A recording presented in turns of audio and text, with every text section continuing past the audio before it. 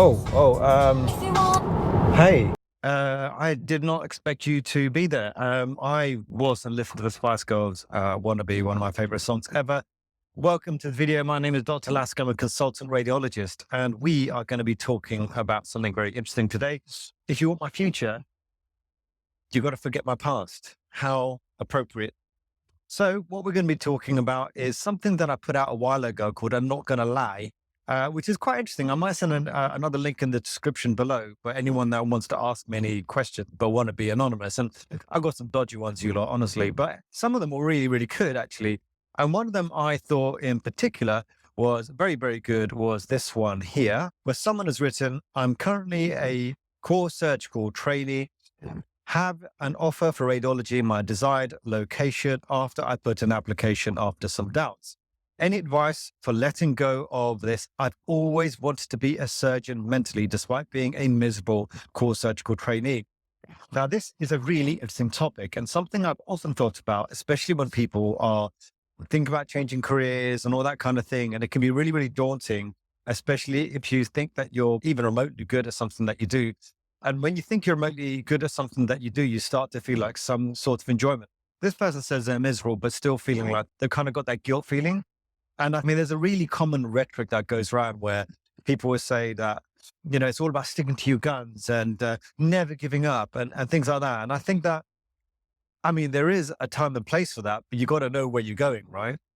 And if you actually think that the outcome is not actually that great, financially you're not going to be doing all that well off, and time-wise you're not going to have all that much going for you, then there's no point in putting your head down and that kind of thing. You do have to be a little bit sort of entrepreneurial with your time on this planet. And I think people often, I use this idea of like entrepreneurialism with life and time quite a lot recently. And I think it's because a lot of people I speak to will say that, oh, I'm not entrepreneurial, but they kind of assume that being entrepreneurial is to do with business and making money.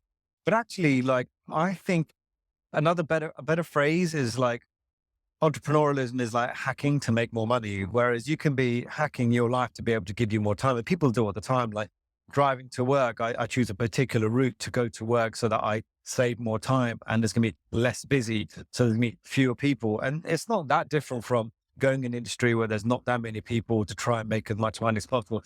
It's kind of similar to vibes, right? And so I think with someone who is saying they're unhappy with core surgical training, then the core problem here is that you're just unhappy. Now, I'm going to put a link to a really interesting book. And it was the guy that runs Disney. And I think somewhere in the book, he does mention that how many of us are paying for the dreams of our childhood. And it's so interesting he said that because it really got me thinking about, you get these kids who've had some sort of interaction with medicine, let's say neurosurgery, and decide, you know what, from now on, I'm going to be a neurosurgeon. And they go through all that grief, all that effort. They may be unhappy, but they're still feeling like, you know what, I said that when I was a kid, I was going to be a neurosurgeon and I owe it to that kid to be a neurosurgeon. And my argument to that would be that actually you owe yourself to be happy as possible because you only have one life. And similarly, when I went to a dinner once, I was talking to a consultant surgeon and there was a few medical students there and they're all kind of crowding around the consultant surgeon saying, I want to be a surgeon, as everyone does, right? It does look pretty cool. And then at some point, it had this kind of real look on his face like, look, if you want to be a surgeon, you're going to be a surgeon. And I thought, what do you mean by that? And I think he was trying to say that if you want to be a surgeon, you're going to go through all the unhappiness and all the things that are not nice about being a surgeon. And for those that are interested, I did consider doing surgery for quite a while. And when I got there, it kind of looked like a lot of work. And on top of that, I felt as though like, and I may be wrong and maybe my own experiences, but other surgeons weren't really nice to other surgeons at all. They were swiping things, taking people's names off publications. They were really brown nosing the consultants and the professors. It was really like horrible to watch. And I thought, you know what? For me anyway, the person that I'm at home is the same person I want to be at work. I don't think they're separate entities. And so when it comes to someone who is unhappy about, they're feeling a little bit worried about going into something because they feel as though they owe it to their previous dreams of becoming a surgeon. I think it also comes down to your core identity. Like, what do you really see yourself as being? And Tim Ferriss talks about this in his 4-Hour Workweek book, which I think some bits are outdated, but the actual concept is quite good. One of the things I've mentioned in previous podcasts for those that do keep up for whatever reason is that he talks about the idea of that someone comes up to you and says, what do you do? And then, most of us will say the job that we do. And actually, when you really think about it, does that mean that the job that we do is the biggest part of our identity? And so for me, anyway, I've been trying to think about different parts of my identity that I think are more important than my job. So when someone asks me, what do? I have to almost force myself to say that I am a radiologist and this is what I do for a living. But what I actually do with my time is different, or the things that I enjoy are different. And so I guess with Tim Ferriss, he was talking about what he does to make money is different from what he does with his time. And that is a very unique position, I think, or not that unique these days, but I don't think that's a position that a lot of us can get to. But I think it's a very interesting concept in terms of we assume that the things that we do to make money is what we do. But is it what we really do? Is that what we really are? And I really felt this actually during my training, and we're going to go down memory lane, and I'm going to do my best there because it's actually quite a difficult memory. I failed a lot of exams, like a lot of exams, right? I flunked pretty much most things to get to this point. And maybe there's a story of determination there, or maybe I'm just not that smart. But I think I was sitting exams. There's something called the FRCR2B, which is the final exam that you do to become, pretty much you're on the way to become a consultant, right? And I sat it the first time, and it took me 2 sittings to sit. And I was already told that, listen, if you don't pass this first time, there's a big risk you're going to get kicked out of the scheme, which is really stressful, right? And so lo and behold, I failed. And I really, really wanted to pass that exam. I put so much effort into it. I put hours and hours into it. I gave up going to weddings, birthdays, seeing my parents, hanging out with people, and all that kind of thing, because I really wanted to pass the exam. And when I failed, I was obviously distraught, but then my wife started crying. And I felt really sad because I thought, well, this is one of the people that I'm meant to be trying to make as happy as possible. And I've just gone and made them really, really sad. And, obviously talking to her afterwards, she was actually more sad for me because she'd had to watch me not spend time with my children, not, do the things that we'd like to do with our lives for this. And then it didn't work out for me. So she's actually more sad for me, which is quite nice, isn't it? And then I felt so bad that I felt like I really let her down that I actually went upstairs and I went to pray, contemplate, whatever. And I think my daughter was only like 1 or something at the time, and she came in and I felt like I really let her down as a dad. Like I thought, what, I'm meant to be trying to make our lives good. I'm meant to be trying to make your life as easy as possible. My dad gave everything he could to make my life as easy as possible, which he did. And I was trying to do the same thing for her, and I felt like I really let her down. Like, what kind of dad am I?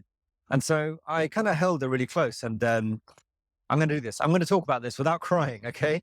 So I hugged her and I said to her, listen, kid, I'm really sorry. I failed.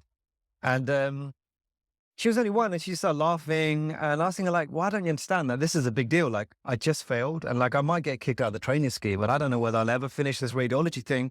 I don't know what I'm going to do, like moving forwards, right? I spent so much time trying to get to this point, right? I felt really, really sad about it. So what happened was that I realized that to her, it doesn't matter like what I do. It doesn't matter whether I've got a job or don't have a job, whether I become a consultant or don't become a consultant. Like to her, I'm always going to be her dad. And that's when I really thought about, actually, you know what? Like this needs to be my identity. This needs to be my core identity. Like when people ask me what I do, I'm dad, I'm husband, I am the son of my father, I'm the son of my mother, I'm the brother of my sister, all these things. These are constants that don't change. And that's more important than absolutely everything else. And so I don't know if those of you out there may have watched Lost. I lost a lot of hours watching that TV show called Lost, right? But I loved it. And but then I didn't like the end. I mean, yeah, it kind of ended up in nothing in the end. But anyway, point is, there was one particular episode that I still remember to this day. But this episode is very, very good. And I think it was called The Constant or something. And the concept was like these people were stuck on an island, and this island seemed to shift in time and space quite regularly. It was in this weird like geographical location or something. And this kind of shift in time and space for the people on the inhabiting the island, they would end up becoming really distorted in time and space and eventually start losing their mind because they weren't entirely sure where they were and all that kind of thing. And so what ends up happening with the main character of this particular episode, well, he was desperately trying to find something called a constant.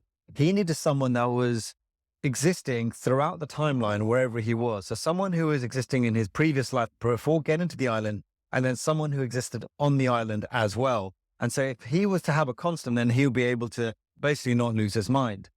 And I know that's a bit of a sci-fi thing, but the concept of having a constant, like one thing that's like the core of your identity that completely constant throughout, whatever happens, you fail your exams, you make a lot of money, make no money, you run a business that fails and all that kind of thing. But that constant that's always going to be that gives you happiness and joy and all those things is more important than anything.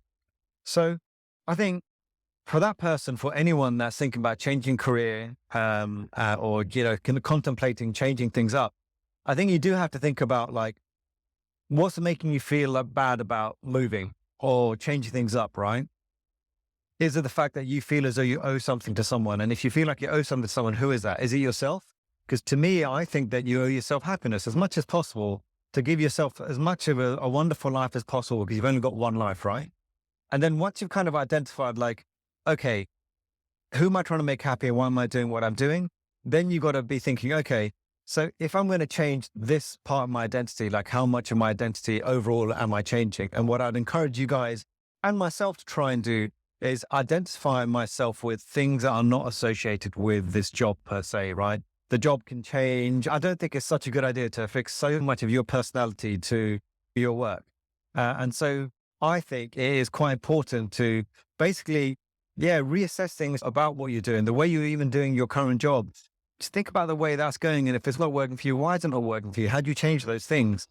And those kind of things that you should really be asking yourself. And don't feel guilty if you come to the conclusion that, oh, you know what, like you're going to change from something that you put a lot of time into, if what you think you're going to get to is going to be better and give you more of what you actually want. Anyway, as always, thank you for watching this video. Do subscribe to my channel. I really, really appreciate it. Maybe share it with someone that you don't like and they may become someone that you do like. You never know. You never know. You may become friends because of this video. Until next time, have a good one.